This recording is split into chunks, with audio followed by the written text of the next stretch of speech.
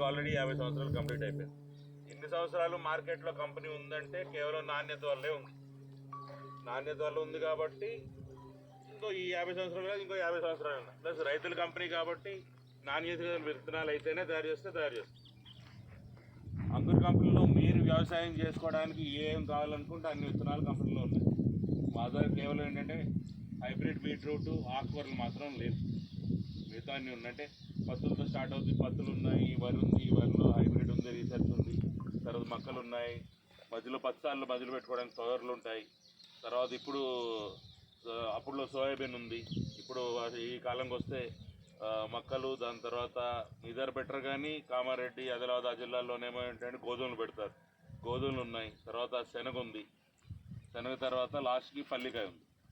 ఇవన్నీ కలుపుకొని ఉన్నాయి. అది కాకుండా కూరగాయలు చెప్పినా ఆకుకూరలు కానీ ఆకుకూరలు లేదా హైబ్రిడ్ బీట్రూట్ మాత్రం లేదా అన్ని కూరగాయలు ఉన్నాయి. ఇన్ని విత్తనాలు కలిసి ఉన్న కంపెనీ కాబట్టి 365 రోజులు రైతుల మొహం కంపెనీ మొహం రైతులు చూడాల్సింది. చూస్తున్నప్పుడు నాణ్యత లేకపోతే చూడం కదా. ఇప్పుడు మొక్కల కంపెనీ ఉన్నదంటే కేవలం మొక్కలు అమ్ముకుంటారు, అయిపోతుంది. మళ్ళీ మొక్కలు సీజన్ అప్పుడే కనిపిస్తారు.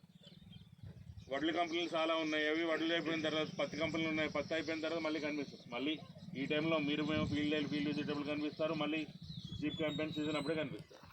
కానీ అంకుర్ కంపెనీ ఏంటంటే 365 రోజులు మీరు వ్యవసాయం చేసుకోవడానికి ఏ విత్తనాలు కావాలనుకున్నా నాణ్యమైన విత్తనాలు అంకుర్ సీడ్స్లో దొరుకుతాయి. ఇప్పుడు మనం అందరూ ఇక్కడ ఏంటంటే పత్తి చేను చూడడానికి అని పిలిపించాము మీ అందరినీ. సార్ చెప్పినట్టు మా దగ్గర 36 రకాలు ఉన్నాయి. 36 రకాల్లోని అన్ని రకాలు ఇక్కడ పనిచేయవు కాబట్టి ఇక్కడ కరీంనగర్కి ఏంటంటే మీ వేములవాడ చుట్టుపక్కల కావడానికి 4 రకాలు ఉన్నాయి. ఒకటి అనీష్ అనే రకం ఉంది, ఆయన అక్కడ ఉంది చేను, అది చూడొచ్చు. దాని తర్వాత 888 అనే రకం ఉంది, కొత్తగా వచ్చినవి. ఇవి 2 కొత్త రకాలు అన్నమాట.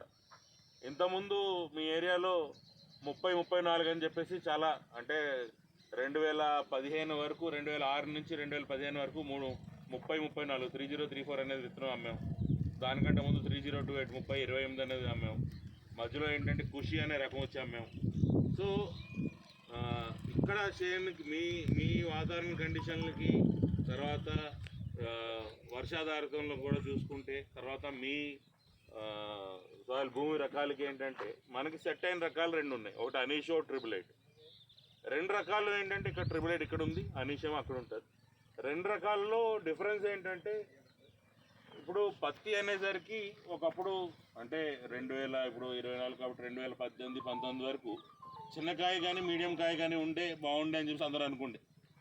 ఎందుకంటే అప్పుడు చెట్టుకి చిన్న కాయ ఉన్నదంటే 120 130 కాయలు కాస్తుండే.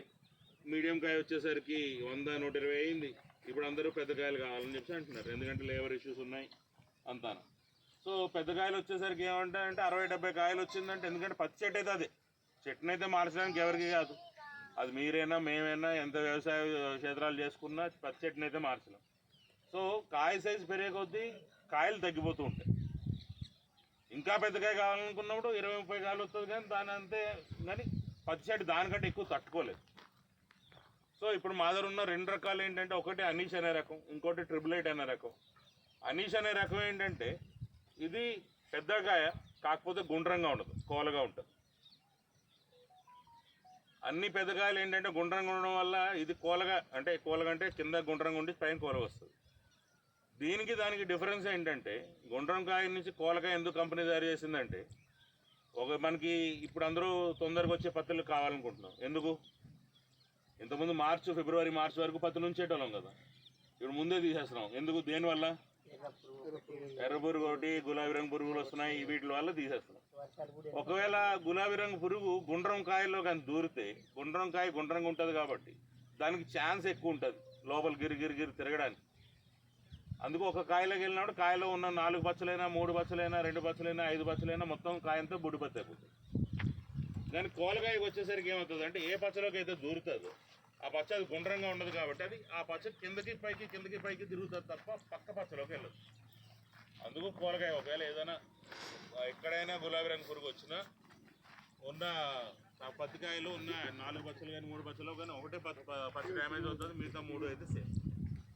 దానివల్ల ఏంటంటే క్వాలిటీ పెరుగుతుంది.